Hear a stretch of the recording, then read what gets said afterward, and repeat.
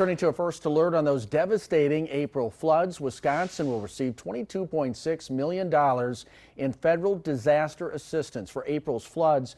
President Donald Trump taking a true social tonight to make that announcement. Representative Tom Tiffany says he worked with the White House to help secure that funding after Governor Tony Evers formally requested a disaster declaration.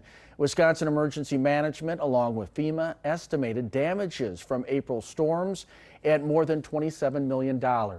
More than 1,500 homes were assessed, resulting in $9.8 million in residential damage. Officials also reported more than $17.6 million in damage to state infrastructure. Outagamie County Executive Tom Nelson responding tonight, saying in part, quote, "This aid will make a monumental difference for communities like Shiocton, whose losses totaled twice their annual tax levy.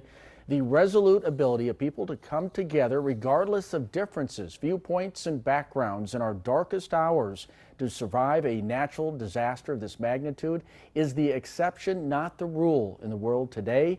And for this, I am grateful," end quote.